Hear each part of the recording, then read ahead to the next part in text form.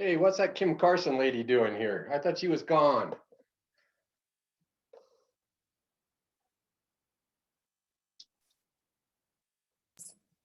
Just can't get rid of me, huh? Welcome back. Thanks. Morning. Hello, Kim. Hey.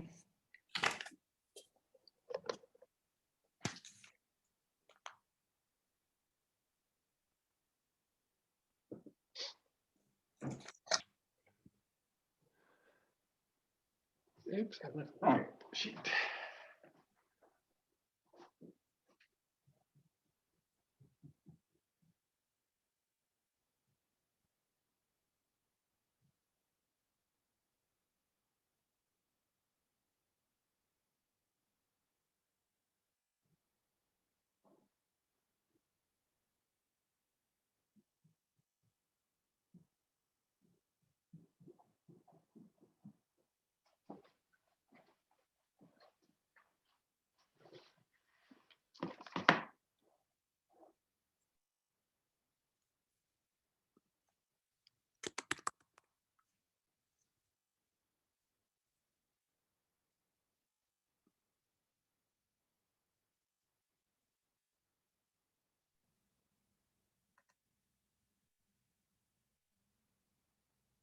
Morning. Morning. Hi, Sarah. Hi, Kim. Good morning.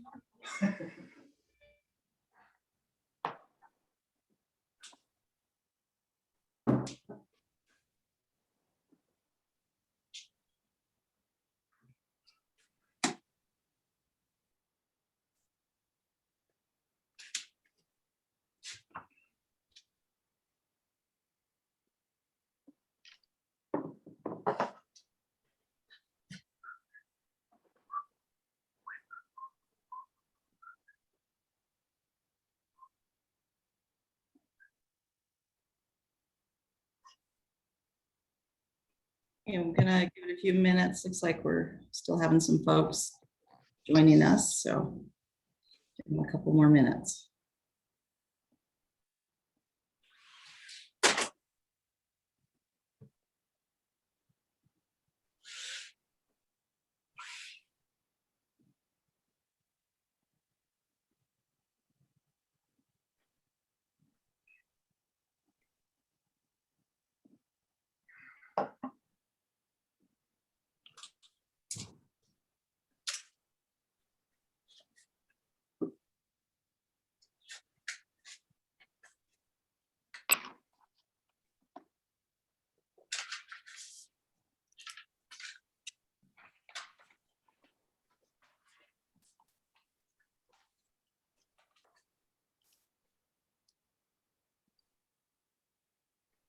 So we got a notice that our power was supposed to be out for a couple of hours this morning for an upgrade.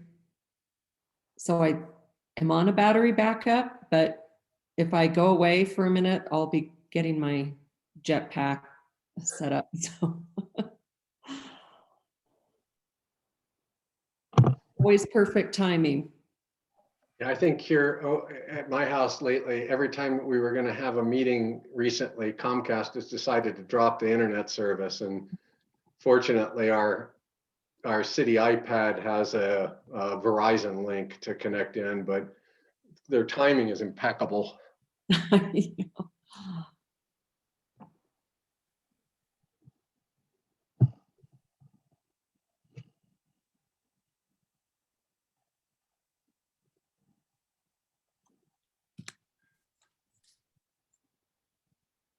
Matt Dias is going to be late, so we don't need to wait for him, but it looks like we don't have Roger or Chris. Is that correct? Yeah, I don't see them on here yet. Okay. Or Tom.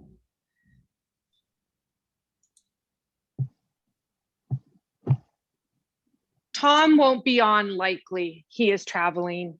He was going to try, but I don't know that he's going to make it. Okay.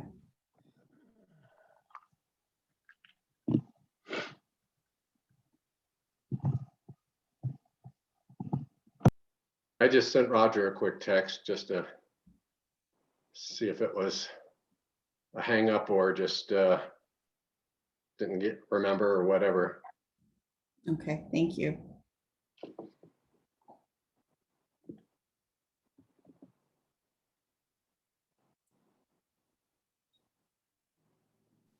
I think Roger and Chris are pretty sick of talking to me at this point.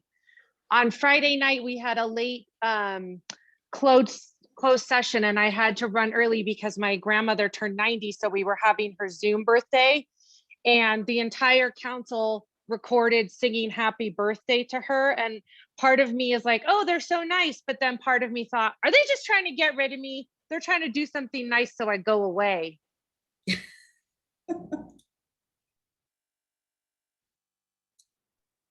In case anybody didn't know, Roger has a lovely singing voice. I was just going to ask you if you're going to play it for everybody. Since they're not here, it's only fair. I wouldn't do that to them. That's what happens when you're late.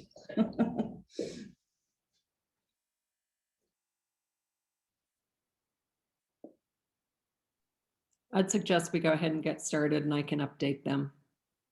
Okay, great. We can certainly do that. All right, well, welcome everyone to the March 16th JTAB meeting. I'm Kim Felstead, Park City's Transit Manager. And with that, we'll go ahead and get started. Cindy, if you would please call the roll. Good morning. From Park City Council, we have Councilors Tom Hinney and Steve Joyce. Summit County staff, we have Caroline Rodriguez, Jamie Danzy, Matt Levitt, Derek Radke, and Councilor Kim Carson.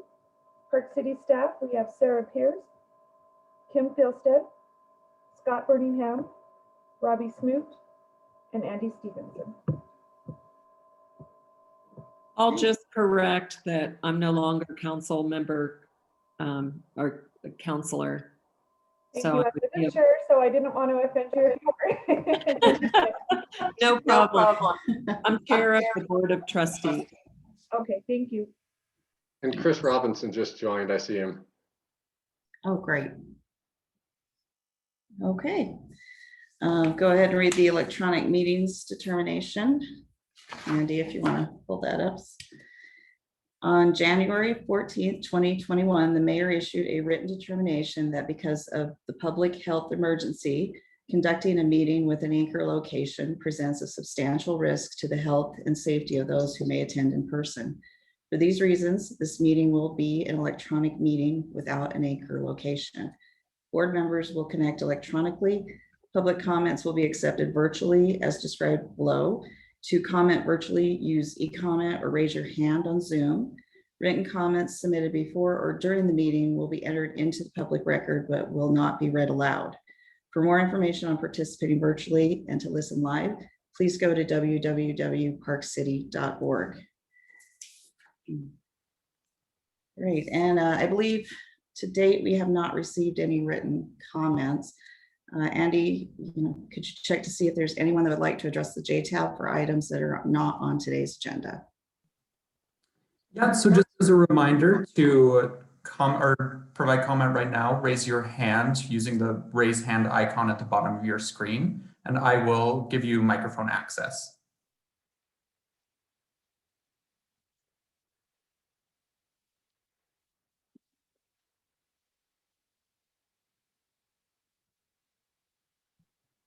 At this time, I don't see any raised hands, but again, if you do want to do that, just press the raise hand icon. Okay, thank you. Well, we do not have any consent items, but we do have a lot of things to discuss today. So we'll go ahead and start with consideration to approve the JTAB meeting minutes from February 10th. Do we have any changes to the minutes? Okay. I'll go move that we approve the minutes from February 10th. Okay, a second. Second. All in favor? Aye. Looks like any opposed? Great. We'll go ahead and get those entered into the record. Our first presenter, we've got Derek Radke here to talk about transit sales tax and TST update. Derek, go ahead and take over if you're ready. Okay, thank you, JTAB members. I appreciate the opportunity to chat with you today. I had sent a PowerPoint to Caroline. I didn't see it in the packet, so would it be possible for me to share my screen? Yeah, I will stop sharing mine right now.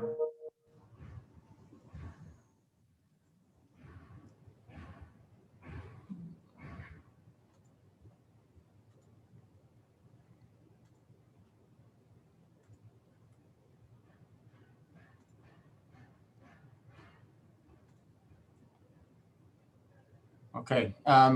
Again, thank you for giving me some time this morning to kind of give you an overview of the transportation sales tax. I can't remember which quarter it is, but it's one of the quarters that was the citizens voted on. So for those that are like me and can't remember, or for those that might be new, just thought I'd go through the process that we went through to get this quarter sales tax.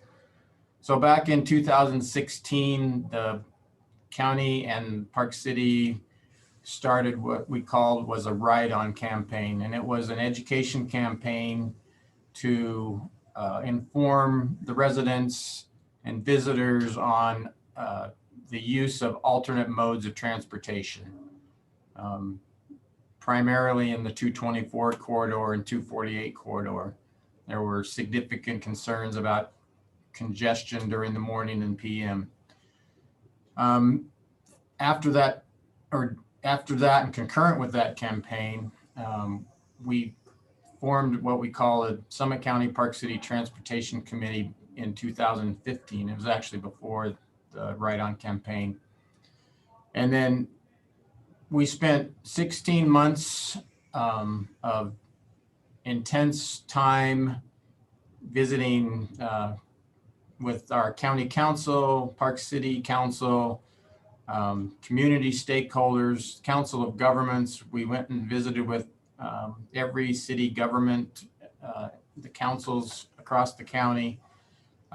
We met with community groups and associations in advance of placing that quarter-cent sales tax on the ballot. And through all that work, we accomplished some overwhelming success. There was 77% who were in favor of the transportation infrastructure project sales tax, which I'm going to talk about. And then there was also 69% approval in the transit sales tax. And that largely was due to the amount of time that each of the councils and all of the staff put into doing some education to our citizens. So that sales tax was implemented January 1 of 2017. And we initially estimated that we were going to see about $4.1 million in annual revenue. And that was based on some previous quarter-cent sales taxes that were being generated under other categories. To date, Matt reports that the average revenue through 2020 is $5 million. So we were really conservative in our initial estimate, but that's not a bad thing. So when we were going through the process, our combined team, we went through and identified over $100 million in projects that really needed to be done in the county, that's county-wide, and within Park City itself. And knowing that we couldn't fund 100 million with that sales tax, we worked together and pared the list back to 38.7 million for the first 5 years. And the reason for the 38.7 was we kind of used how much money we thought we were going to generate in that 5 years. And then we also kind of estimated our capabilities of completing those projects or getting them on the ground. So in the packet, I provided a big spreadsheet, and it was probably hard to read. Hopefully you were able to blow it up and look at some of the details if you were curious enough. But in that spreadsheet, over the first 5 years, the Council of Governments has reviewed and recommended, and the County Council has approved $35.8 million in projects. 10.8 of them are what we call pay-as-you-go, and 25 million are from bond proceeds. Now, the pay-as-you-go program, we had initially decided that there were going to be a lot of smaller projects, and also studies that needed to be done in order to identify larger projects, scope, and needs, and also just ongoing transportation demand management type projects like the bike share, transit improvements, like shelter improvements and things like that. Things that really were lower dollars and didn't really lend themselves to long-term capital type projects. So we were targeting about, we were trying to keep that number at around $2 million a year. And we've been able to do that. And in my staff report, I kind of point out that so far we've averaged about 1.8 million in pay-as-you-go projects per year. That's approved projects. We haven't spent that much, but those are all on the books and ready should somebody have the time to get those implemented. Derek, that was one of my big questions with this is pay-as-you-go. You said that, we haven't spent that much. But when I looked at the list in that table 2, which is the first table we see here, it's like we've approved 10.7 over 6 years and we've got 9.7 unspent. So can you talk to that? I mean, is there, these go back to 2017, 18, 19, so it's not a COVID thing or not exclusively a COVID thing. Can you talk about, is there a process for pulling money back if it's not ever going to get spent or spent in some reasonable time frame, or is there any kind of expectation with people as to how this happens? So I guess the quick answer is no. When we go to the COG meeting every year to look at new projects, we ask people who have received money to kind of report back on their project status. We don't normally get much reporting. I think it comes from just bandwidth, being able to put projects together. It's certainly something that the Council of Governments should probably take a look at and do a look back at, if somebody had $500,000 for a shelter improvement or, some other study that didn't get done, they should probably take a look at that and then just decide whether we're going to pull those monies back or just continue to use them, but encourage people to get projects on the ground with them. So I don't have a great answer for you because it really hasn't been addressed. And there's nothing formal in any of the documents that talks to it. Okay, it seems like something that, this may not be the right meeting at all to have the discussion, but I mean, literally we've got kind of 90% of our money tied up in this particular chunk in the pay-as-you-go. 90% of the money is tied up and not being spent. And it may turn out that 2022, we have plans to do all this, at which point, fine. But it seems like, there's some that I don't really understand. Like we've been running the e-bike program every year and spending lots of money. And yet there's not, there's 250,000 in there that's not. Is that just maybe an accounting thing that says we haven't billed back to this? But God knows we've been running the program. I say we, it's the royal we. The county's been running most of the program. So anyway, I just think we need to address that. It wouldn't bother me if it was 10%, but it's 90. Yeah, I don't disagree with you. The other option is, if you look at my staff report too, and just look at the table, if you look at total dollars programmed, we're nearing, we're bumping up against that total that we'd set earlier. What people may need to do come this year, there really aren't a lot of extra monies to be programmed for new projects into 2022. What people may want to look at is reprogramming some of the monies that they were allotted in the pay-as-you-go towards a project. You know, if you've got a $3 million project and you've got, you know, that can't be funded from the current bond series, you may want to look at taking some of the monies unspent and requesting that those monies be moved from whatever category they were in to a new project. Hey, Derek, right now, how's the authority, where does the authority rest? I get the sense that, you know, this is a COG approved list. The money gets allocated to the list, whether it gets spent or unspent is the question. So where does the ultimate authority rest with putting some sort of sunset provision in? Is it really with COG or is it with the county? The Council of Governments is the recommending authority. So they set the program, they develop the rules, and ultimately the county, you know, so they make recommendations on projects, but the county council approves them. But as far as process, the COG has to make that decision.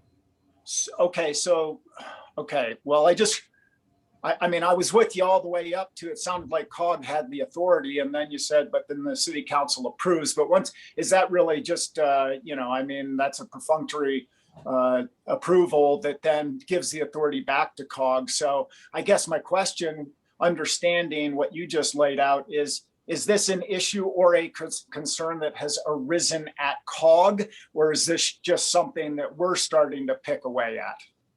It hasn't come up previously. Again, COG makes the rules, and then as far as projects, the county council approves the COG's recommendation. So, yeah, but it hasn't come up. It probably hasn't come up because we really haven't done this kind of total look at the program to date. Yeah. Okay, well, I'm just trying to go a little bit deeper on Steve's question, which is, you know, money's been recognized, approved, money's been allocated, and yet it hasn't been spent. And is that going to continue to go on for the next 5 years? Or is that something that's going to kind of rise to the surface and COG's going to go, hey, before we approve you, whoever you is, for an additional project and allocation of funding that we're going to recommend to the county council, you have to get this project done. You know, something like that I would think would make a lot of sense. But if COG is not even aware that this is a concern or an issue, maybe it should be brought to their attention. Well, the information's always been provided. It certainly wasn't a point of emphasis in any of my presentations, other than to note that I did a couple of years ago add the center columns that showed, you know, total program to date, total spent to date, remaining balance for each category. That was just added like two cycles ago. So again, needs to probably, you know, be more of a point of emphasis going forward.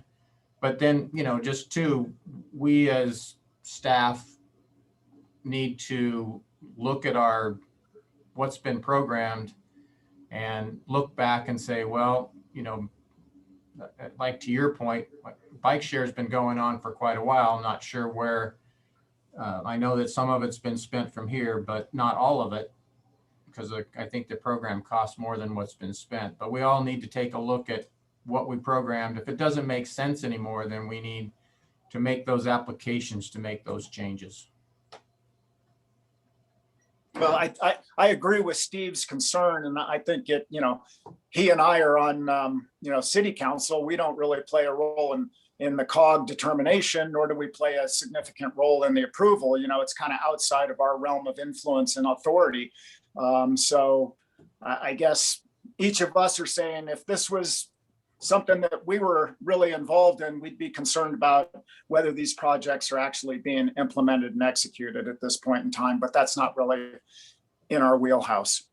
Well, I mean, to argue just a little bit, part of it is in your wheelhouse, and that some of those monies are under, you know, were applied for by, you know, or programmed originally by Park City, thinking that they knew what their needs were. But if their needs are different, then we all need to relook at what we're doing. And for what it's worth, on exactly that note, we have that meeting tomorrow. So we completely agree with you, and we're actually going to step through where we are with the funding on this and what the plans are for spending it, and completely agree. We're part of the problem. Yep. Don't forget, applications are due March 26th. Well, looking at this, I'm a little surprised about the amounts. You know, when I look at just the pay-as-you-go, the 9.7 left out of 10.7, so $1 million-ish has been spent, if I'm reading this chart right. 6-year total, 10.774. Spent to date, funds remaining, we're at 9.7. I think of those, Park City has about, and I say Park City putting in quotes because I see e-bikes and stuff in there, and as you noted, I don't know if that's specifically allocated to expansion the Park City is doing, but it's about 5.6 million. Some of that is, you know, Bonanza Park, and you guys are, you know, trying to figure out that process right now. So that's going to necessarily delay the actual spend of those funds until you get to all of your decision points on that. So, you know, if it's over a 6-year period, this wasn't intended to be spent overnight. I mean, it's a longer term process, but I do think it probably warrants our time at some point, whether it's through COG or each of our organizations really looking at the monies that we've allocated here to decide, do they still remain on this list? If we looked at this 6-year period, Eric, we put this together in 2018, is that right? So a 6-year period would be 2024? Right. I Well, mean, yeah, we programmed monies for 2017, actually. in 2017, so 2023 would be the 6-year, I don't know, sunset is probably too harsh a term or too solid a term, but maybe we need to look at milestones and figure out, if Summit County and Park City have the lion's share of this pay-as-you-go money, maybe we need to figure out where we are in these processes and whether things are still viable or not viable. If we've changed our plans, that's probably a good exercise to go through. Yep. Don't disagree. Just to continue on, and then I have plenty of time or some more time for discussion. So total spent, I mean, monies that the county wrote out of like the account that houses this money has been 26.6 million. There's been 7.3 million in other contributions for county projects for a net of 18.8. So if you look at the 26.6 that Matt reports that we've spent, and you look at the bottom line in the table, which I'll go through, you know, they don't match, but if you take the 7.3 that we received for the Ecker Park and Ride, monies for the Jeremy Ranch project and things like that, then it comes pretty close to balancing out. So just to go a little bit more in depth at the table, I think it's obvious you guys have all looked at it pretty closely, but to date, we've approved $10.8 million in pay-as-you-go. We spent just over 1 million of it is all, leaving 9.7 bond project monies. We programmed nearly 25 million. We've spent 17.7, leaving 7 million that's been unspent to date. And some of those projects are certainly ongoing, so that number will get spent eventually.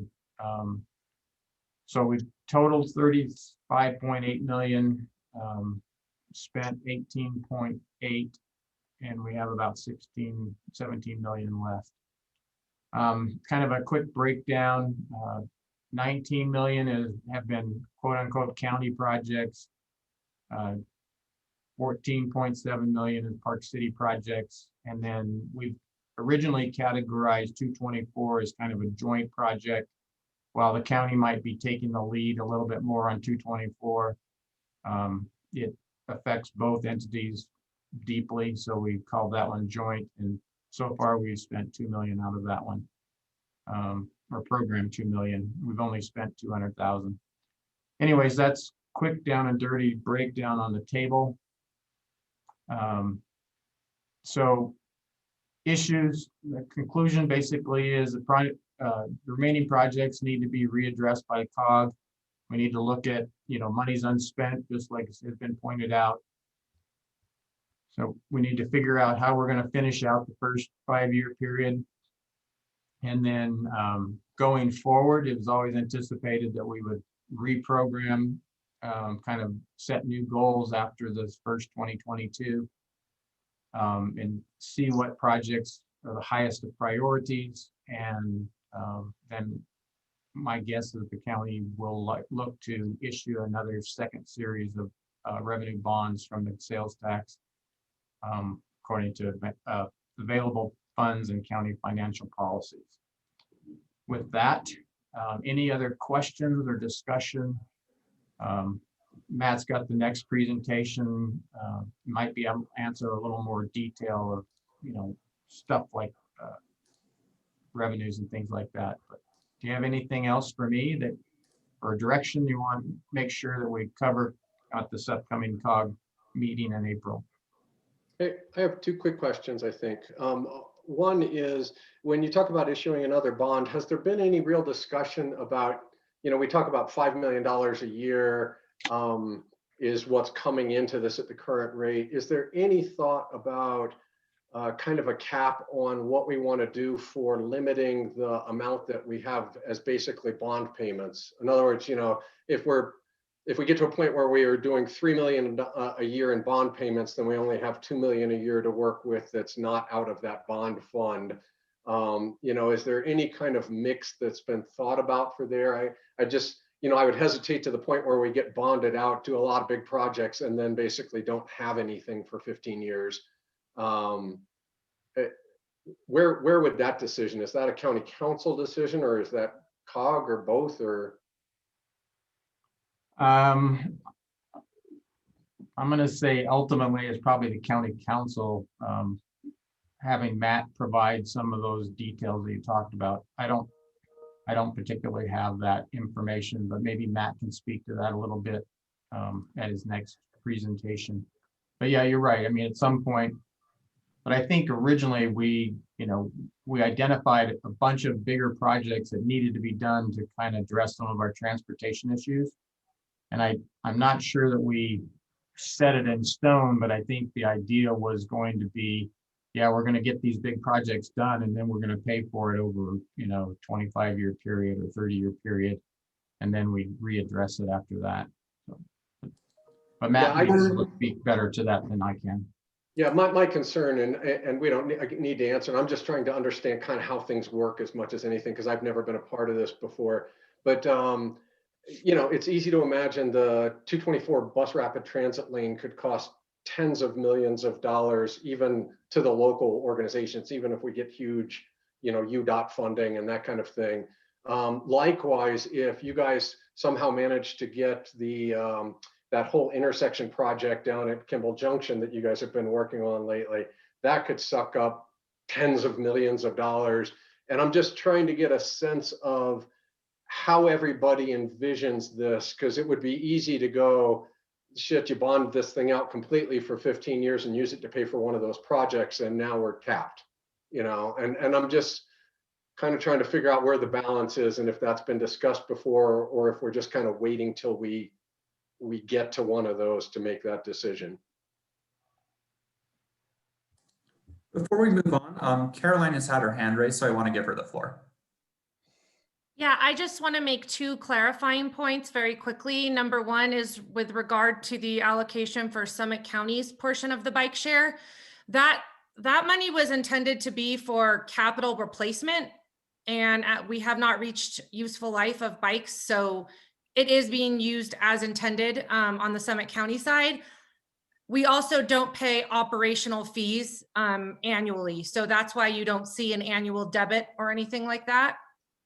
And then the other clarification I want to make is on that 224, that joint line item, Summit County Park City, that's 2.1 or whatever that is.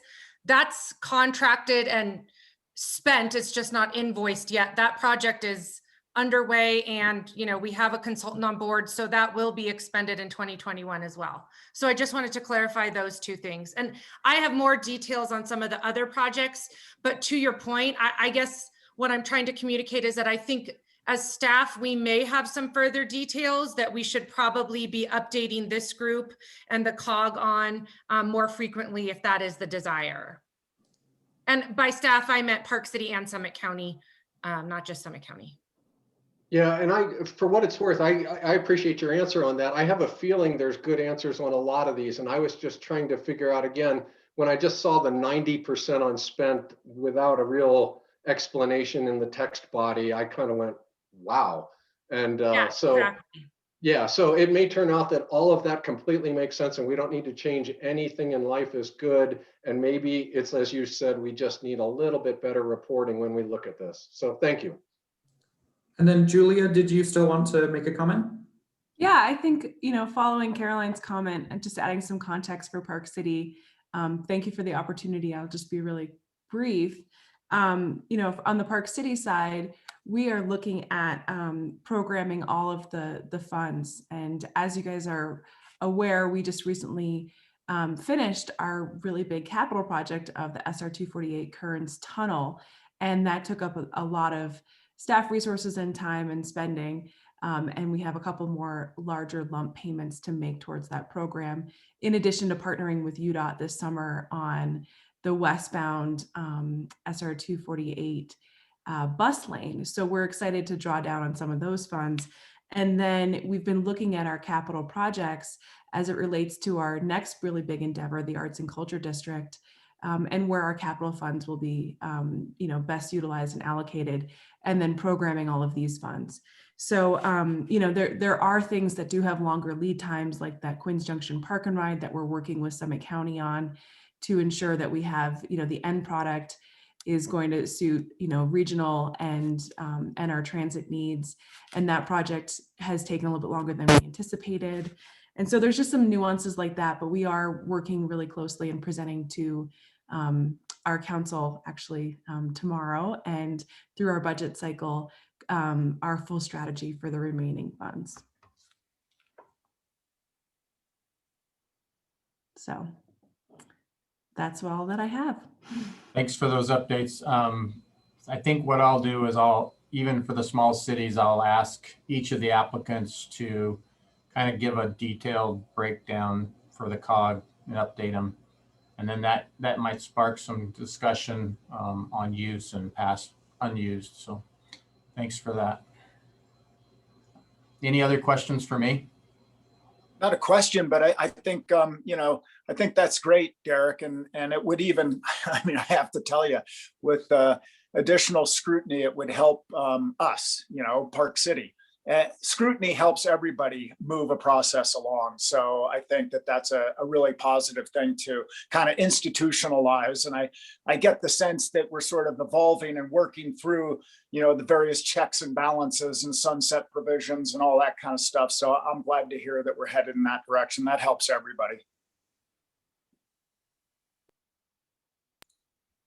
Okay. Are there any other questions for Derek at this time? Hearing none, then I guess we'll go ahead and move on to Matt Levitt. If you're ready, Matt, do you want to just take over the screen, or do you need us to bring up anything for you? My PowerPoint was sent in. I don't know if you have that or. Yeah, I can pull it up. Okay.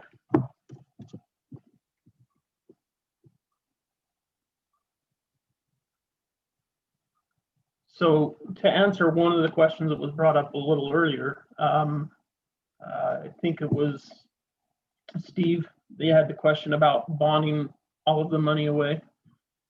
The county's fiscal policies on revenue bonds only allow us to bond up to the maximum annual debt service is half of the source.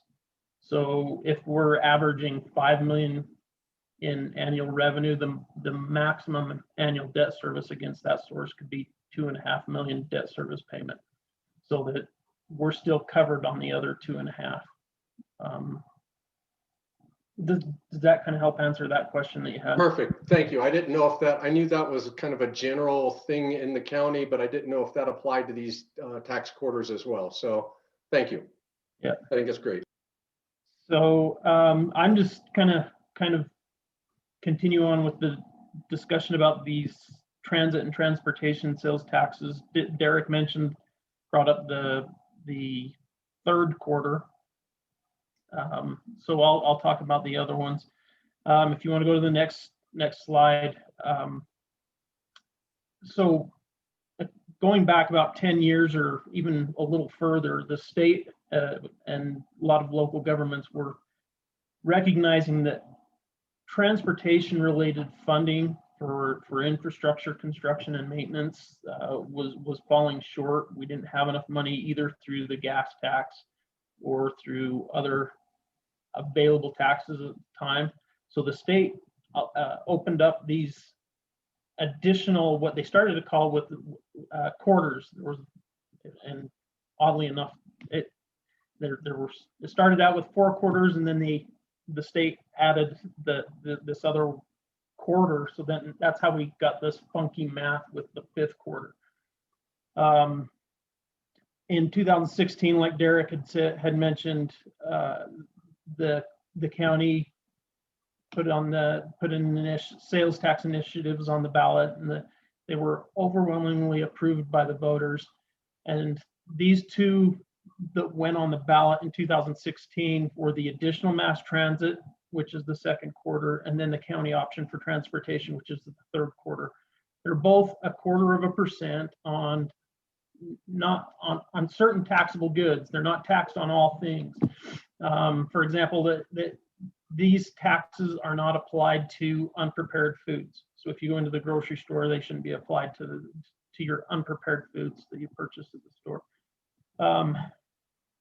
And that's the 2nd and 3rd quarter. And then the state legislature in 2018 was really trying to encourage local governments to adopt these taxes. So just for 2018, these local governments could approve at the legislative body, the state allowed the legislative body to approve 2 additional taxes without having to go through the voters. And the county council adopted that and applied those taxes, the 4th and the 5th quarters. The 4th quarter, again, it's 0.25% on the same goods, taxable goods that are on the other quarters. And the 5th quarter is not a quarter, but it's 20% or 0.2% of a sales tax. Derek had talked about the 3rd quarter, and I'll address the 2nd, 4th, and 5th quarter in this presentation. So next slide. So the additional mass transit, this is the 2nd quarter, and this is it was adopted. It went into effect in January of 2017. But as you go through the state tax commission, they require 3 months to notify businesses of the tax change. So we didn't really start to get revenues from this sales tax until May, June of 2017. So that's why there's a big difference between 2017 and 2018. 2017 was just a little over half of a year. Total amount, and just like the 3rd quarter, we've averaged about, for three full years, we average about $5 million a year, and we've collected about almost $18 million so far since it's been implemented. Next slide. The uses of the additional mass transit were determined because of the partnership with Park City. There was an interlocal agreement about how to use the additional mass transit tax the second quarter. And the agreement pretty much basically states that it will be based on point of sale after considering these particular lines that are shown on the slide: the Kimball Junction Circulator, the lime, the white, the black, and then the PC Park City, Salt Lake City Connect midday service. Point of sale so far as we track this month to month, and it's based on zip code 84060 and 84068.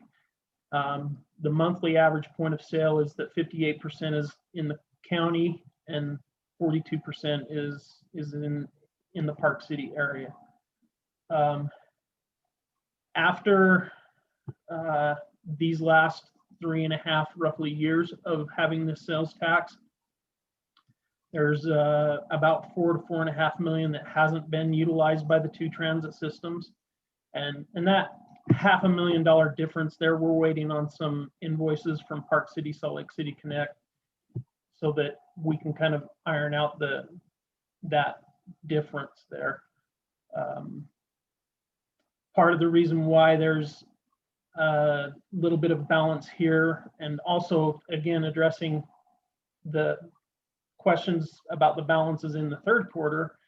First, our estimates were conservative when we first applied this, when we first started getting, before we even started getting this tax, we were conservative in our estimates, and that was somewhat on purpose because they're new, we didn't know what exactly they would bring in. We based our estimates on the RAP tax, which is on the similar goods and services, but it's only a 0.10% sales tax. So we do it with our conservative estimates. We ended up with just a little bit of a growing fund balance, and part of that is it's partially on purpose. We don't want to spend everything we've got, so that when the economy goes down, we have to start seriously cutting back on programs and services. But we do feel like we have more than an appropriate fund balance for these taxes. Next slide. So Derek had already talked about the third quarter, and so I'll skip over that one and go to the fourth quarter. This is the county option for transportation infrastructure. And if you want to talk about having 5 quarters and some weird funky math, this one gets into some really funky math.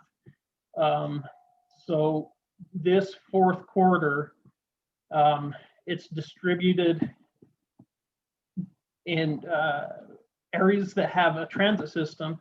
You have to put 40% into those transit systems, and then 40% go to municipalities, and then the other 20% go to counties. So I've tried to color code this a little bit. The transit systems there, the darker transit, the 750,000, that's Summit County. That's 2020 revenues, and the title above this, like I'm looking at it, it's a little misleading. It says 2020 fourth quarter, as if that was just the fourth quarter of 2020. That's misleading. It was for the full year of fourth quarter revenues. So Summit County received 700, take that back. The Summit County Transit System received 750,000. Park City Transit System received 990,000.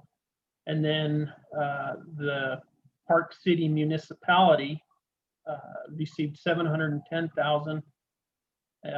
Summit County unincorporated area 580,000, and then all of the east side incorporated areas combined received less than 150,000.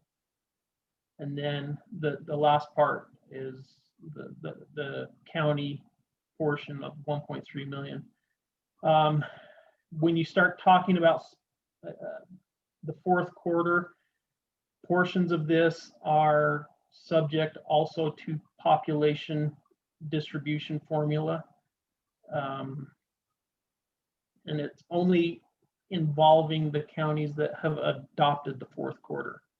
So Salt Lake County has adopted the fourth quarter, which helps, but Utah County has not adopted the fourth quarter. So you have some of these bigger counties that have and haven't, and that kind of messes with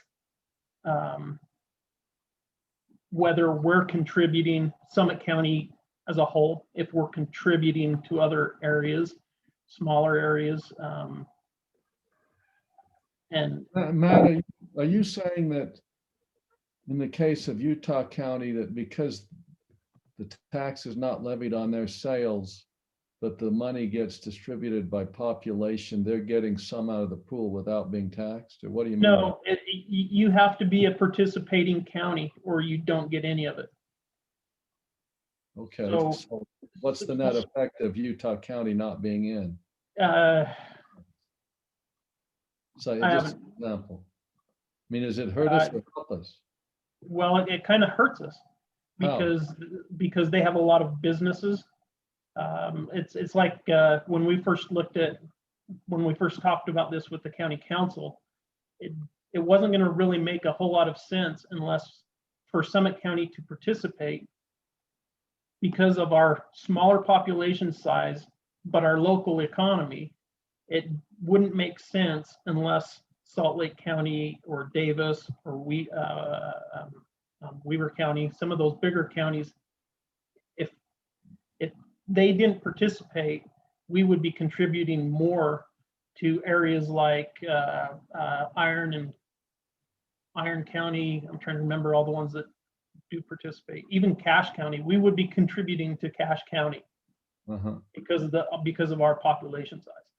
When you say in those two upper right gray boxes, 750 and 990 between the county and the city transit systems, how is that divided? First of all, the county has been receiving services from the city. Well, I guess we've had a transit district, but how does that math work? That's tax commission math. So that when this fourth quarter goes in and starts to get split out, it's 40% of the 25%. 40% to whom? To I think the question is between the two districts, between the two transportation districts, how does the 40% that goes to transportation districts get split? That's my question. Are you asking do you mean by point of sale? Is it point of sale or some other formula? The two gray box, how did the line? The two gray and the orange are point of sale. Okay. So how does that fit? Because this actually makes more sense to me, and all the numbers I've ever seen had Park City was more in the kind of 55-ish% when we got to point of sale. And this would demonstrate exactly that. That says Park City is a bigger chunk because they got 990 versus 750 for the basin. But you, on a slide before, you showed 58% to the city, to the county, and 42% to Park City. And I've never seen that kind of split before. What's the difference? On the on the second quarter, it's a lot easier to follow because it doesn't go into this split afterwards. But we can track the second quarter based on zip code, and that's how we come up with the 42-58% on the previous slide.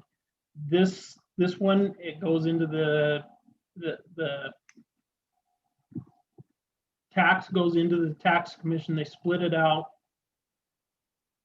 40%, and all I can say is that the explanation that I get, 40% goes to the transit systems. So but that still doesn't answer the question.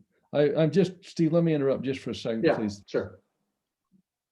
The one where it was 5842 is that based on tax commission math or Summit County Finance Department?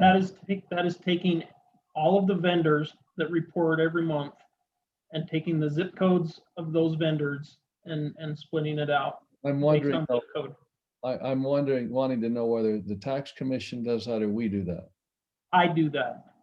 Okay, and so in theory, and I'm not trying to argue against the county's position, but in theory, the tax commission should do something similar in dividing those two gray pie pieces.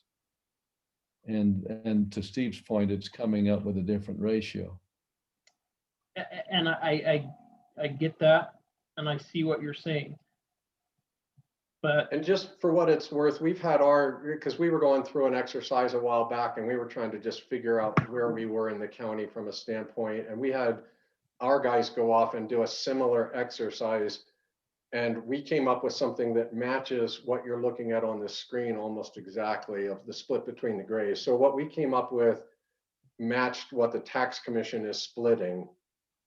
So we don't need to resolve it in this meeting, but clearly that's an important thing. If we're talking about a 10% swing one way or the other, we need to figure out. So between Matt and our finance guys and the tax commission, let's get a real answer to that. I agree, because it's going to be especially important as we go forward with how we deal with this fourth quarter. with how we deal with the fourth quarter. Yes. Okay. And Chris, I think honestly, if, there's still we haven't nailed this down. When we did the ILA for the second quarter, there was, kind of a fallout thing that was agreed to as part of that ILA that said, if for whatever reason we decide to kind of split and go separate ways, we'll split it based on point of sale. And so, that's even for that one, that's still sitting there as a question, because, there's some possibility we decide to kind of revise how we're doing shared regional payments and stuff. And is that out of the second quarter like we've been doing it, or is it some other agreement? Or so I think it's even more than the fourth. It's it's a big thing. I think I misspoke. It's more applicable to the second, my statement, than to the fourth. Yeah, that's where I'm a little confused, because what you can do with the fourth quarter is kind of limited to which A1, A2, A3.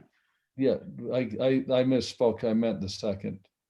I but in theory, the math should be the same if you're talking about the same points of sale. Maybe zip codes isn't the same way that the commission does it. I don't know. But that's, I think, a follow-on, as Steve pointed out, is we don't need to solve it here, but we should certainly try to get the finance departments and the commission together to see why we're coming up with a difference.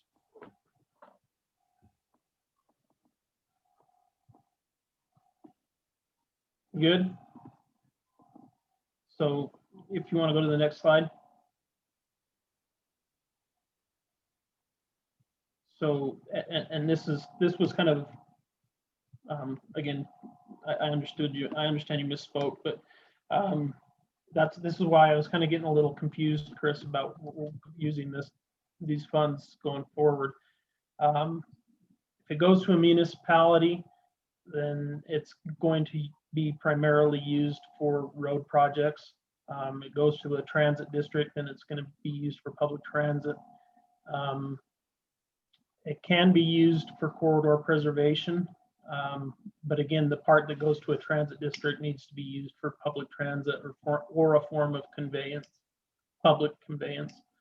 And then it's determined by each local governing body. So the part that goes to Park City, even though this is a countywide tax, the parts that go to Park City are determined by the Park City Council, and the parts that go to the county are determined, the use is determined by the county council. Next slide. So the last one is the fifth quarter. It didn't go into effect, even though the county council adopted this in 2018. It didn't start, we didn't really start getting revenues from this until 2019. And that's just the way the state set that up. The revenues or the tax didn't get applied until mid 2019. So 2020 was the only year that we had for a full year's worth of revenue. And in that first full year, the county received about $4 million. It can only be related to transit or used for transit programs. And the county is the one that receives all of the fifth quarter. Hey, Matt. Yeah. My recollection is that on one of these fourth or fifth quarters, when we had the internal debate as to whether to adopt it, there was something like, maybe it was the fourth quarter, where the county got 100% of the proceeds in year one, and then it went to some kind of a split. Can you remind me of what that was? That was the fourth quarter.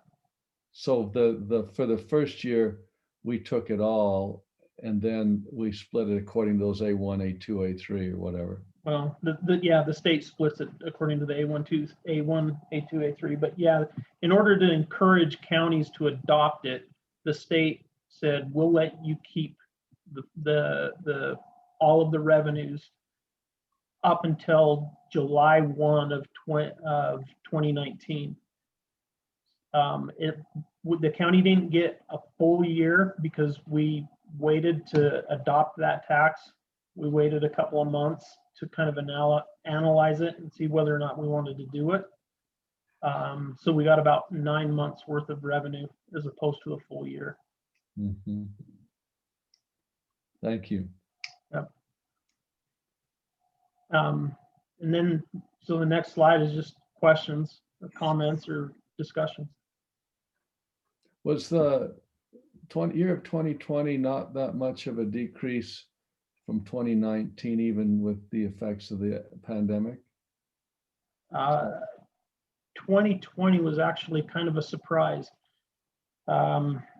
where there was a significant decrease in transient room and in restaurant tax.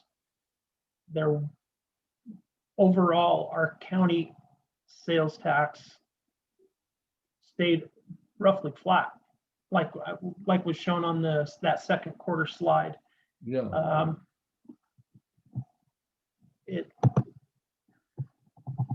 We expected we had gone through our budget amendments, and we're expecting, from what we were hearing across the country, that we should be expecting a 20 to 25% decrease in sales tax revenues. So we amended our budgets accordingly. However, the revenues came in pretty much the way they were in 2019. Thank you. That's what I'd heard, and the slide bears it out. I just wanted to hear you put a little more color to it. Hey, Matt, I'd like just a little bit more clarity on that fourth quarter distribution. And I'm not sure I've heard you correctly, but what I think I understood is out of the tax that's collected in the fourth quarter, there is a portion that is redistributed away from Summit County. Is that correct or incorrect? That is correct. And how big is that portion? So that's the A2 portion that goes to municipalities, and it's based on 50% population, 50% point of sale. And but it's not municipalities within Summit County, it's municipalities statewide. There's a municipality redistribution. Municipalities that are in counties that are participating in this tax. Okay, so in county, but that theoretically means that we're losing a little bit of the 100%. Do you know what you, Summit County, we keep as a portion of the 100%? Is it 98% or 99.8% or? I have to go back and revisit that. It's not a huge number, obviously. So it's kind of small. But then I want to follow up on the question that Chris asked about the first year keeping 100%. That just means there wasn't that small amount that was redistributed to municipalities that had adopted the fourth quarter. But the money that you did keep in that first year was still allocated to the A1, A2, A3. Am I correct on that? No, that first year, it all went to the county. So It was what not does that distributed mean? at- It went to A1 and A3 and excluded the A2 or whatever portion it was. Can The you bring up municipality. again? Bring up that pie chart again that shows the. It's slide 5. So if everybody looks, I don't know if you got the package in front of you, but on the package on page 13, there is a table at the bottom that shows the A1, A2, A3. And when you look at the bottom, the difference between calendar year 2019 and calendar year 2020, you can see that the county's A3 dropped from 4 million down to 1.3 million as a result of the change. But at the same time in that calendar year, there was still a little bit of money that went into A1, A2, and I would assume that's the difference between calendar years and fiscal years. That's where it ends up being your municipal fiscal year, because they allowed the county to keep 100% up to July 1st of 2019. So yes, you're correct.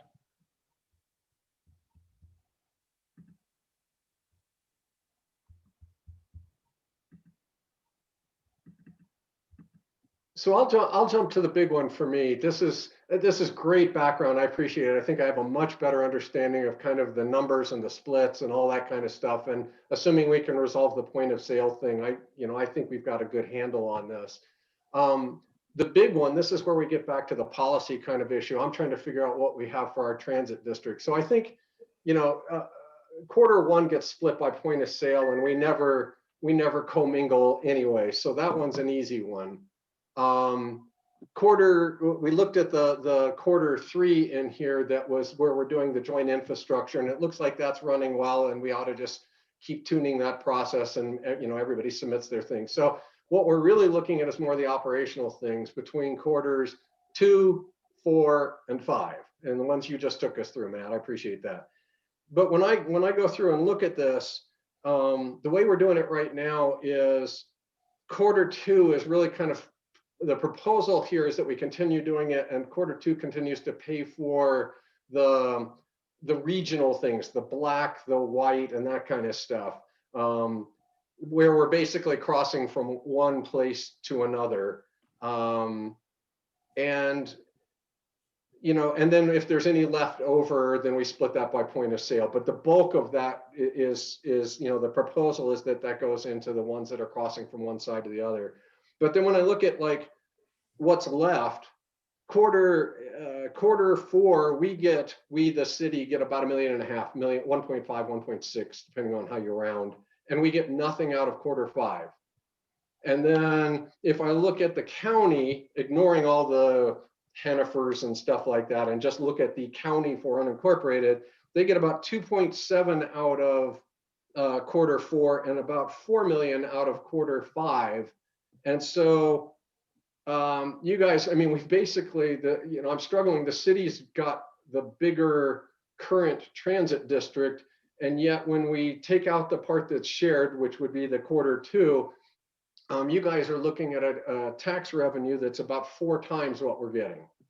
So I got you at 6.7 and us at 1.6. And that doesn't feel very good to me. That kind of hurts. So at some level, to me, what would seem to be fair is if we look at 2 and 4 and 5 and look at that as an aggregate and realize that little townships and stuff are going to get their part, and whatever the state sharing is going to get its part. But at some point, the answer is you guys have a transit district to run, we have a transit district to run, and then there's a bunch of shared regional stuff. And it seems like, given what you guys are trying to do and what we're trying to do, we ought to have something that's pretty equitable that says once we pull out the shared regional things, we ought to be looking at something pretty close to 50-50. And right now it's 400 to 100.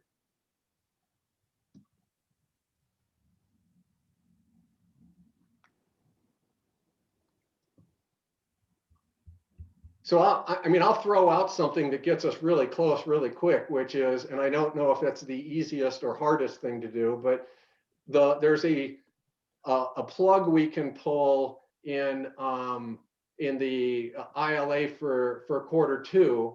If we turned around and pulled that and said, look, we're just going to distribute that based on point of sale.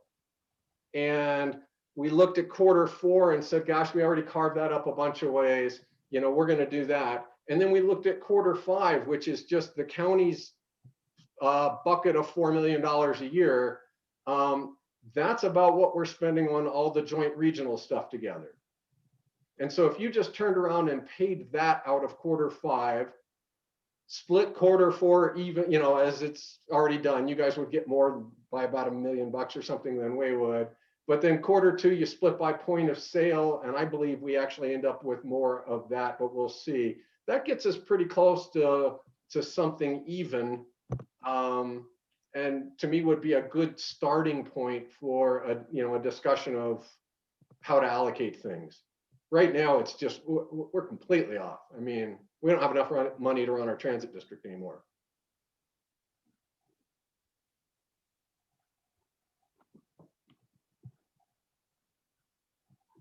Crickets?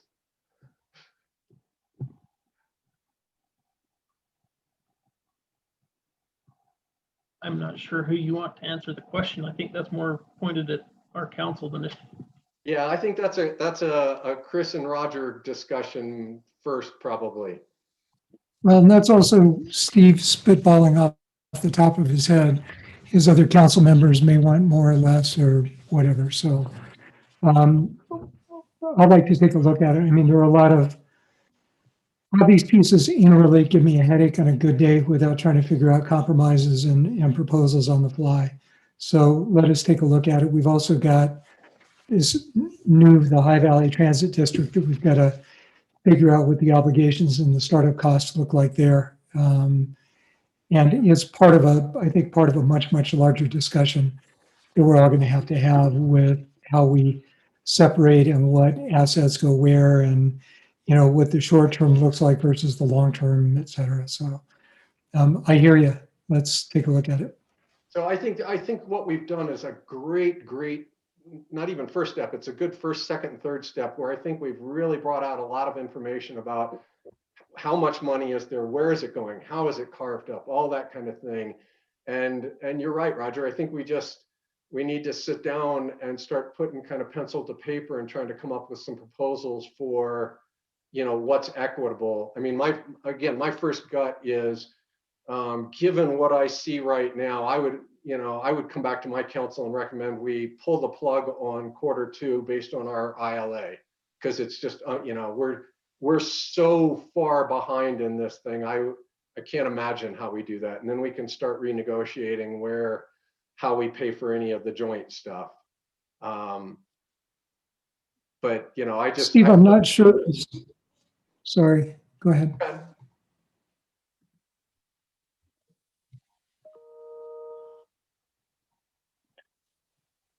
You muted, Steve. Oh, no, I was shutting up so you could talk. Oh, I'm sorry. I'll never do that. I'll actually talk. When you say pulling the plug on the second quarter, not sure what that means. Does that just go to a straight point of sale?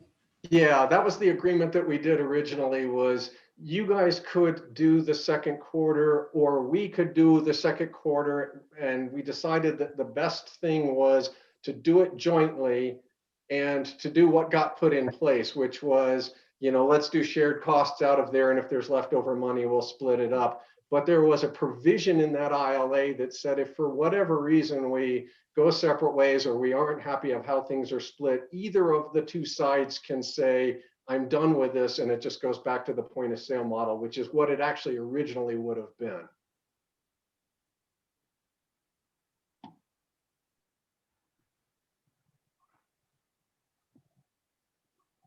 I think I'd like to, I mean, for me, we're going to need to run some models and see what it looks like at the end of the day before coming back to you on the proposal. I assume you'll want to do the same in Park City.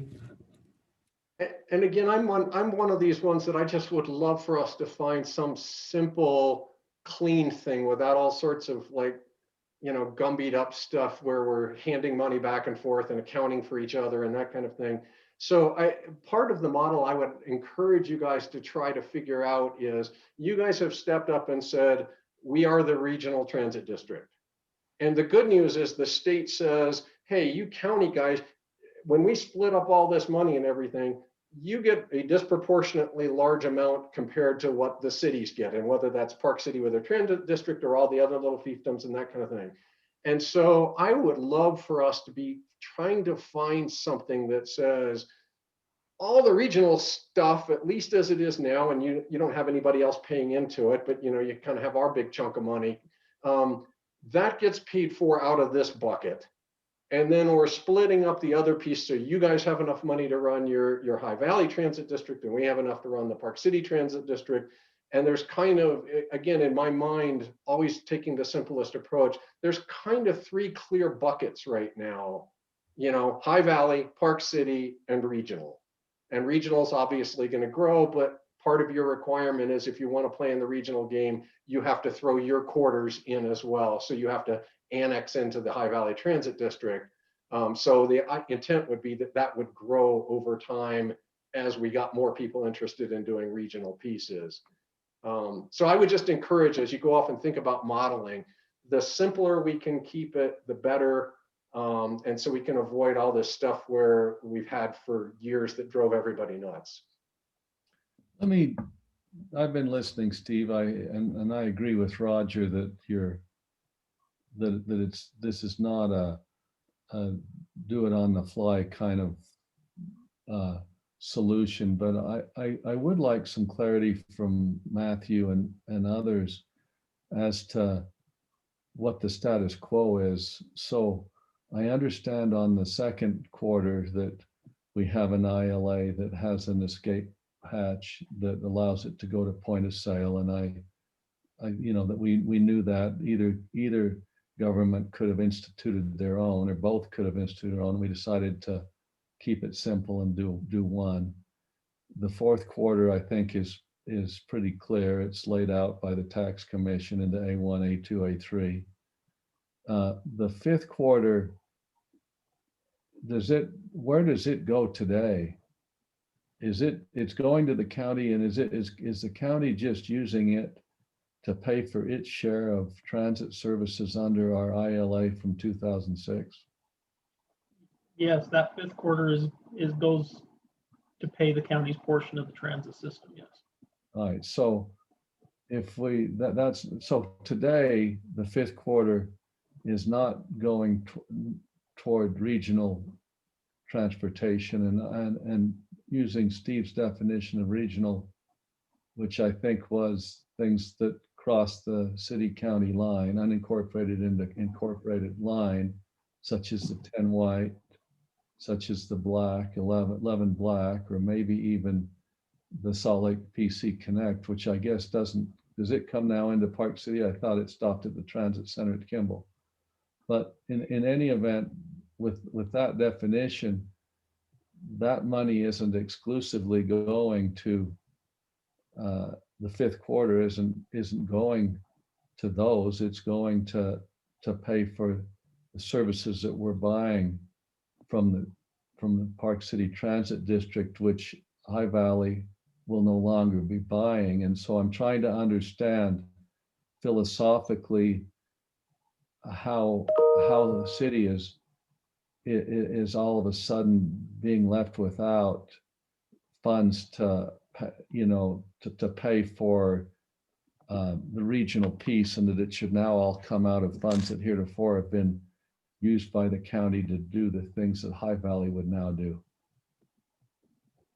Well, I know you guys haven't been, you haven't been paying us proportionately with what you're getting out of the second and fourth quarters, or if you are, you've been kind of getting some sort of what I would have to say is a comparative free ride. I mean, the bottom line is between the fourth quarter and the fifth quarter in 2020, I've got you guys getting $6.7 million out of.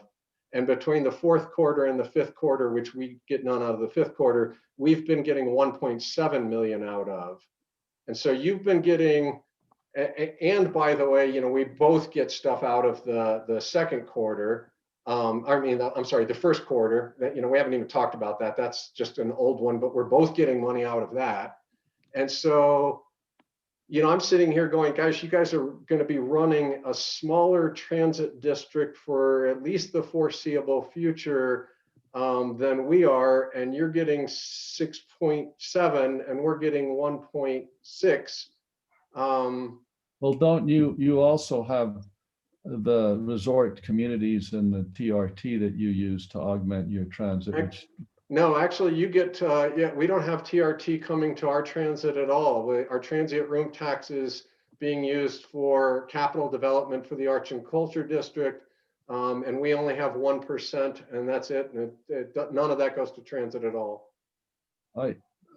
You would know better than I, is my understanding. But let me just say this: I think the premise for making decisions on these 5 quarters is not necessarily a relative comparison as to whether our district has more resources than yours or vice versa, but rather what is a logical outgrowth of the status quo in terms of, we had a service agreement, we're not going to be doing it anymore. We're going to have a lot of startup costs, and to say somehow that, and aspirations to grow it, to say somehow that either because, you know, we have a smaller district but more revenue and you have a bigger one and less, or to say that we should be responsible and the city should have no responsibility for regional routes.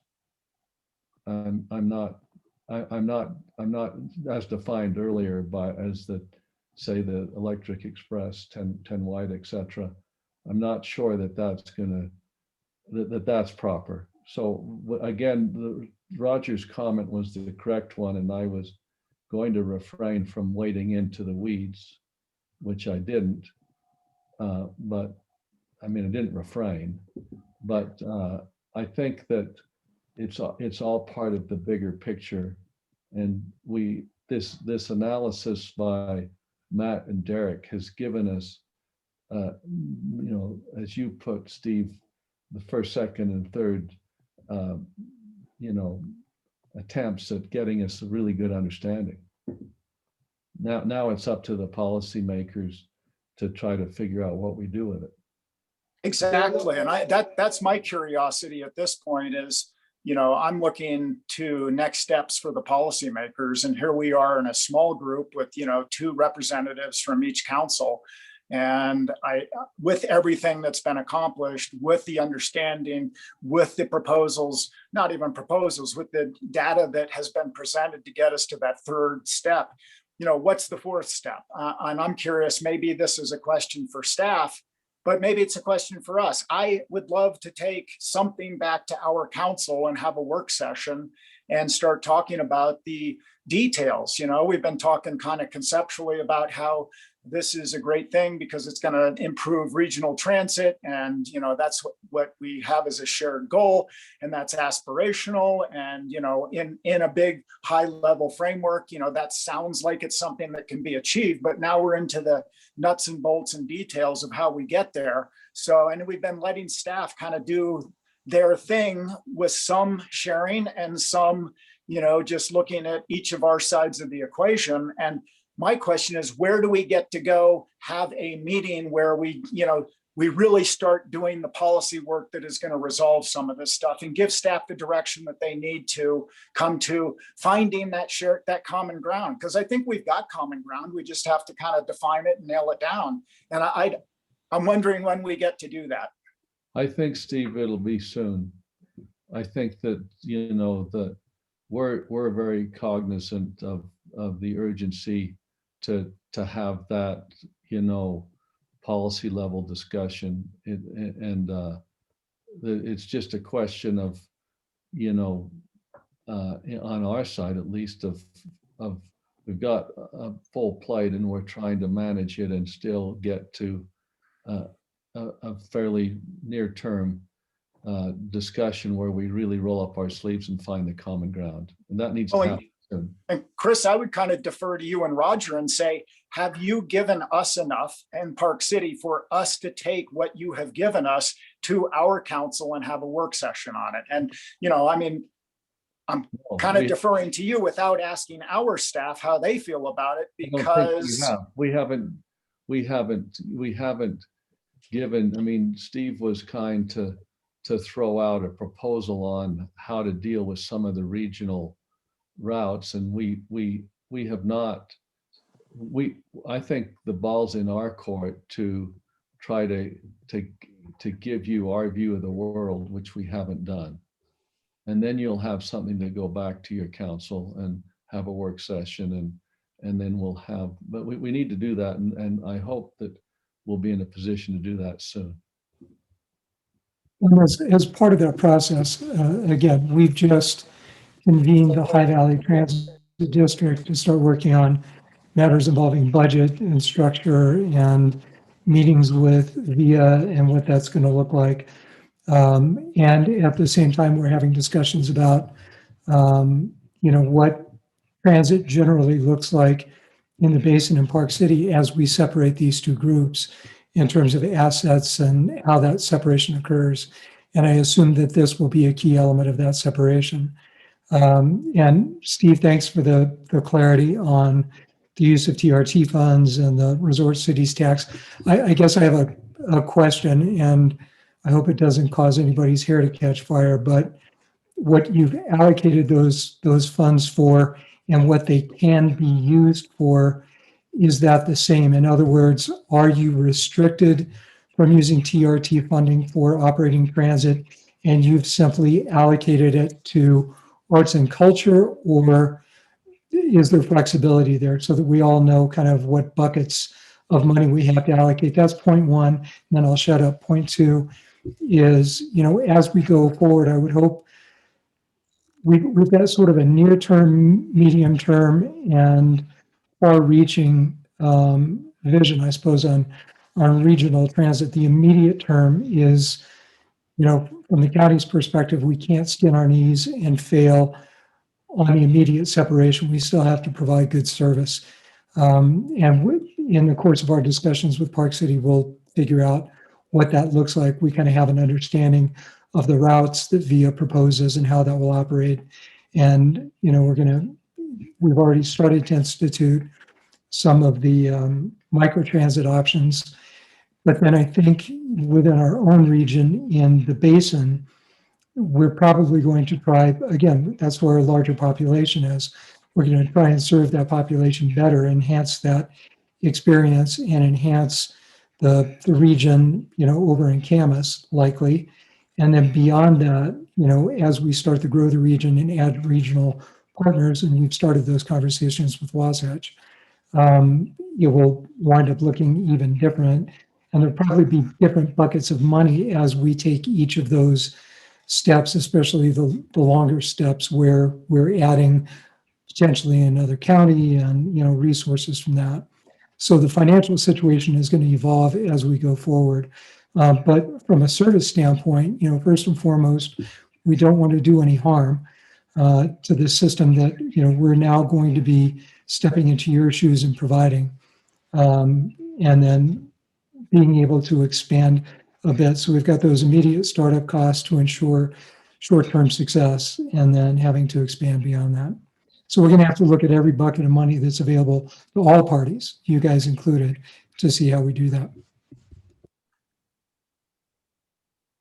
Okay, I just wanted to do a quick time check here. We're almost to the end of our allotted time, but if everyone on the JTAB board is able to stay on, I'd like to get through a few more items, especially the spring service. Let's do that. And I don't know that we can continue to talk around these topics, but we're not going to solve them here today. Okay, great. Next on the agenda was Kim Carson with the High Valley Transit District update. Kim, if you want to do that, then I will go ahead and let the spring service proposal take my spot in the agenda, if that's all right with you. Certainly, and I can keep this pretty brief. As you know, back in December, we updated our ordinance for the Snyderville Basin Public Transportation District, and that was amended and updated to align with state code revisions that have been made in recent years. And then in January, the board was appointed. That included Roger, Chris, and Doug from the county council, myself as chair, and then Joe Spink as vice chair and secretary. And again, those appointments were really based on going back to the code, and then representation based on, it's all in 17B, but dedicated transit tax from the jurisdiction and service miles. And the council, when it was updating the ordinance, felt that it was important to keep a majority of council members on that board, since there was so much work being done around county support services and interlocal agreement there, and then policies and procedures and things, because the organizations for a period of time until it's up and running was going to be very dependent on the council. You know, we do envision that eventually some of those positions from the council will migrate off, and there will be other local representatives on that board. Then in February and early March, the focus was really on putting together those policies and procedures, and like I mentioned earlier, an interlocal agreement with Summit County for support services, such as legal and human resources, and putting together draft certifications and assurances. And with that, we wanted everything to have the appropriate name on it. So we did change the name to High Valley Transit District. We were looking for something, number one, that legally we could use that hasn't already been used and there might be conflicts with, and then also something that really was reflective of the entire geographical area and not just the Snyderville Basin. And we felt like High Valley Transit did that, accomplish that. So we do hope to adopt the policies and procedures and those draft or the certifications and assurances at our next meeting, and that'll be March 25th. And then we did have a draft service plan presented at our last meeting, and that has also been presented to the steering committee, and we received a lot of really good feedback from them. And I believe it's been shared with Park City staff and council members. And for the public's purpose, if they're interested in seeing that service plan, they can find it in our packet for the last transit district meeting. If they go to the Summit County website and look for High Valley Transit District meetings, it's posted there. At our March 25th meeting, we will be having an initial look at a budget. And so then we're hoping to adopt the budget and the service plan by April 8th. And we do have staff from both organizations and council representatives working on a new interlocal agreement focused on the service agreement for mutual routes. And after the last conversation, I know that that'll be focused quite closely on those different corridors and how we can best utilize those funds to continue to provide what I think is one of the best comprehensive transit systems. I guess that's a way to say it, to incorporate both entities. We are still on track for a June 30th launch. Something that both staffs are working on is to make sure that, and I don't know how much Park City Transit has been engaged at this point, but we're working to develop the High Valley Transit app. And, the goal there is to have it seamlessly work with Park City's demand response service. And so no matter where you're coming from, you'll be able to, successfully plan a trip to your destination. Any questions? I just want to thank you, Kim, for taking this on. It's for not just riding fully into the sunset. Well, you're welcome. It's something, that I worked closely on prior to leaving council, and I'm invested in the new transit district and making sure that it's a successful launch, and that we can actually have all the entities, jurisdictions in the region working together to help a truly regional system come to fruition. Great. Well, thank you, Kim. Appreciate it. Okay, Scott Birmingham, would you like to go ahead and talk about the recommended spring service plan? Yeah, sure. So in order to have a smooth transition from this winter to spring service, the spring service recommendation is very similar to what's currently being run. Andy, can you pull up that slide or shows that? Which slide? Sorry. The one with the spring transit service on it. Oh yeah, just 1 second.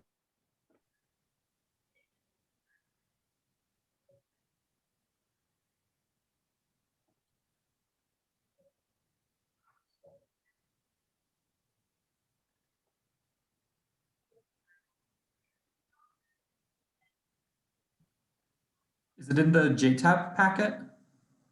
Yeah, it should be in the JTAB packet. Okay. You had a staff report in the packet. Yeah.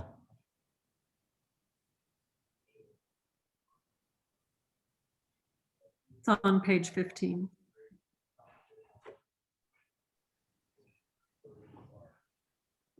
Yeah, there we are. Okay. So like I said, it'll be very similar to what's currently be running. There'll be some key differences, some key reductions that are some fairly typical reductions that we usually go through every spring.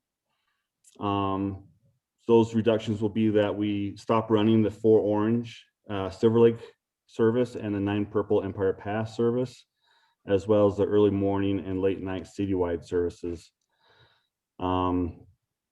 The other thing that is typical for us is that we reduce the frequency on the 6th line from 15 minutes during the peak time to now running that 30-minute frequency all day.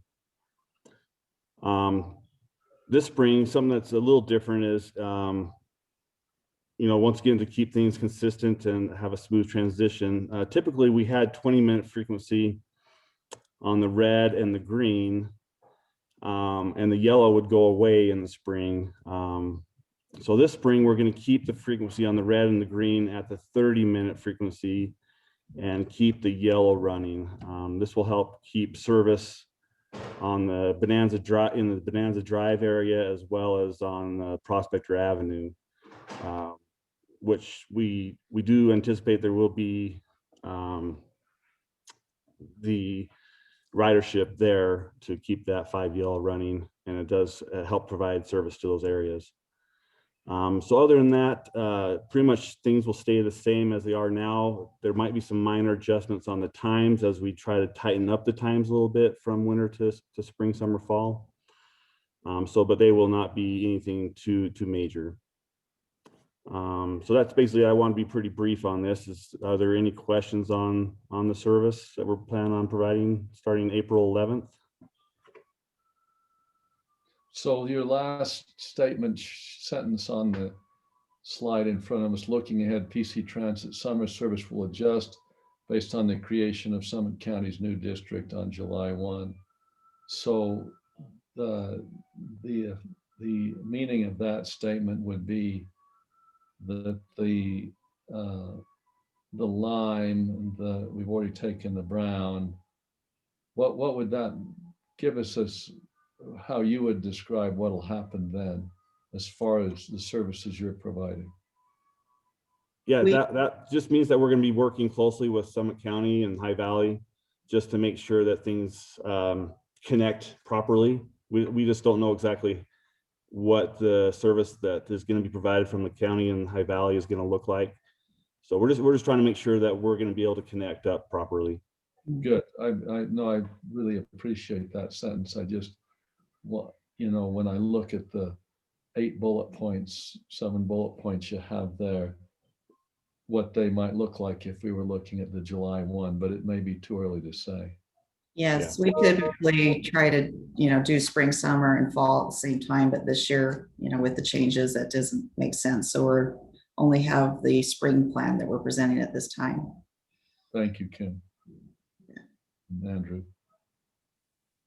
Are there any questions about service plan that's being recommended? Okay, so is it fair to say the JTAB would support the spring service plan? Sure. Do you need an actual motion or? Sure, if you don't mind. Well, I move that we support the transition to the spring plan for April 11th, 2021 as it's on the screen here. Second. Okay, great. All in favor? Aye. Aye. Any opposed? Great. Thank you, everyone. We'll make sure to get that implemented.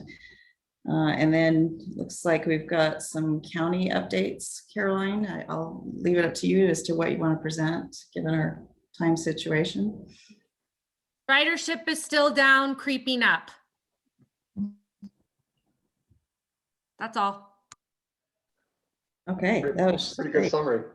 Oh, but I would love you guys if you could read the quote we put in the packet from our rider feedback. It was really funny.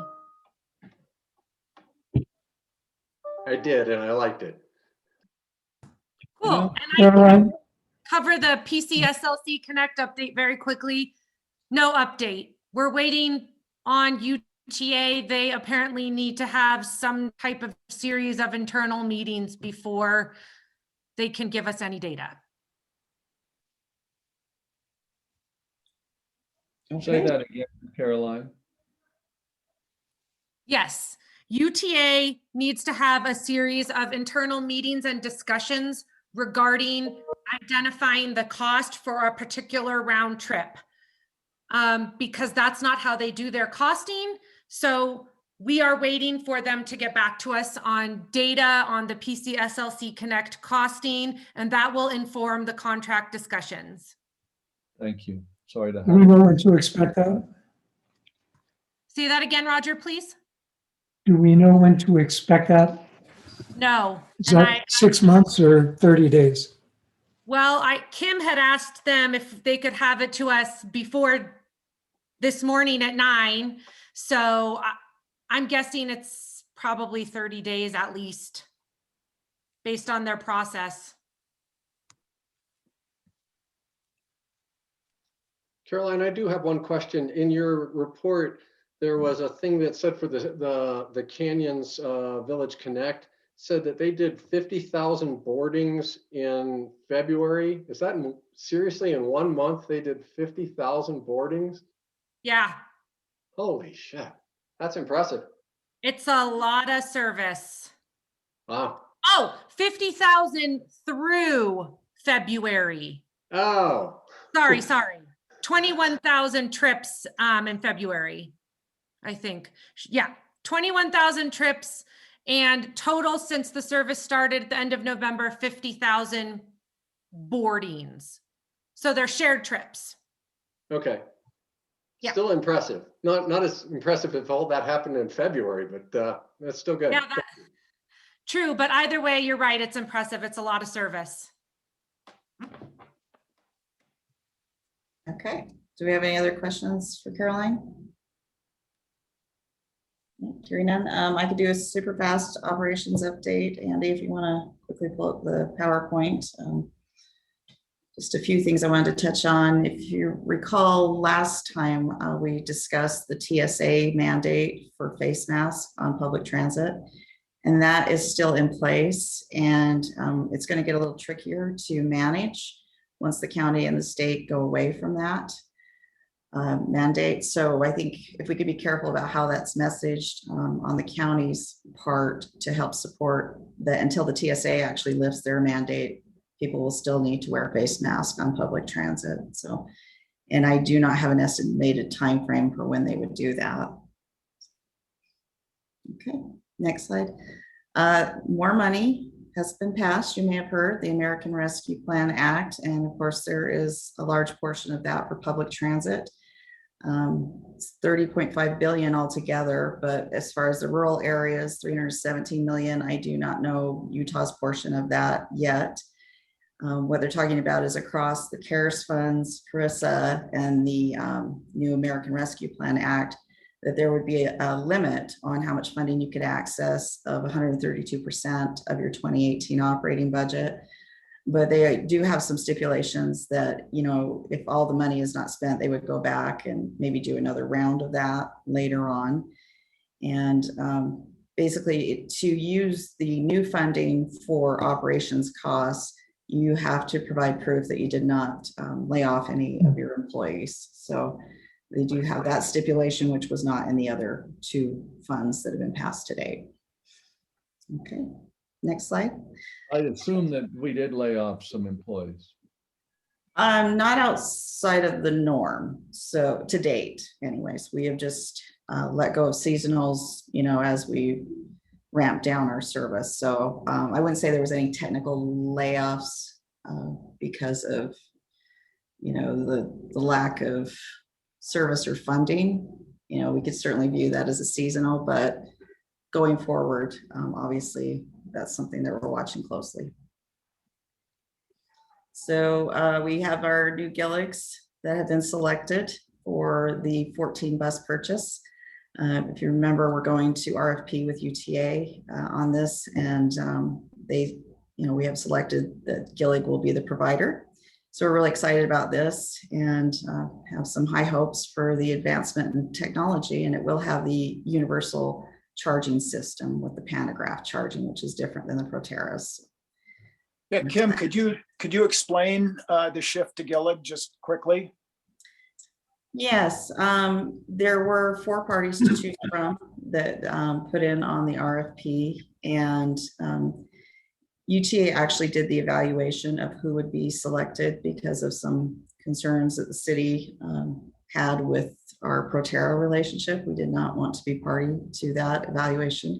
So they ended up with Gillig, which our vehicle maintenance team is very excited about that, because we already have Gilligs, you know, on our property. Even though they're diesel, a lot of these parts are interchangeable. So this is kind of a dream come true for our vehicle maintenance folks. And, you know, we anticipate that the experience is going to be better. The charging system they use is supposed to charge a little bit faster than ours, within 3 to 6 minutes instead of the 5 to 10. And then the powertrain on the new Gilligs is supposed to be pretty impressive. It's a Cummins powertrain, and so we anticipate it'll perform better on slopes, and will be just a different experience than what we've had to date. Are these hybrid buses then, that they have a Cummins diesel power? No, just a Cummins powertrain. So they are all electric. Right, in the electric side of things. Yep. That's part of that. And where will these buses be deployed, and how are they being paid for? We talked about this back in, I believe it was December of 2019, when it went forward to council, I think in April for Park City, just discussing our existing funding that we have, 5311, 5309, and then VW settlement money. It's kind of a jumbled amount of funds that are going into it, and certainly local match, and then some of the local matches coming from UTA for the Connect buses that are in play in the 14. So I would refer you to that report, and I could certainly send that to you because it is really difficult to explain how the various funding sources are working together. But we do have the money in the short of it, and of course we're applying, for more grants to continue to transition the fleet. As far as where we will be using them, that remains to be seen. We've got a lot of changes upon us, and we gotta see how everything lands and figure out where these would best be deployed. We're not going to anticipate receiving any until the end of 2022. Did you say that this is the financing and other details are summarized in a December 2019 report? I think actually it hit council in April, but I can send you the links. You don't have to. That'd be good. Thank you. Okay. Kim, the charging system looks actually quite different than the Proterra. Yes. Is Gillig financing that, or does the financing include charging system changeovers, or how's that going to work? Well, they work in partnership with Gillig, but the actual cost for the chargers are separated out from the bus cost. So the Gillig's cost around $1 million per bus still, but that includes the batteries. So we would actually be purchasing the batteries instead of leasing them as we did with the Proterras.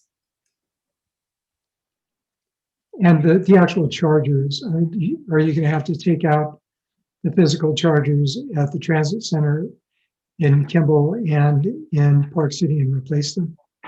Eventually, we are going to have to run 2 charging systems, though, in the near future, because we're not getting rid of the Proterras anytime soon, and they cannot use this system and vice versa. So this would be in addition to the Proterra systems. And that's part of the funding that you obtained will be used to pay for the chargers? Correct. And is Summit County providing any of the match funding for this?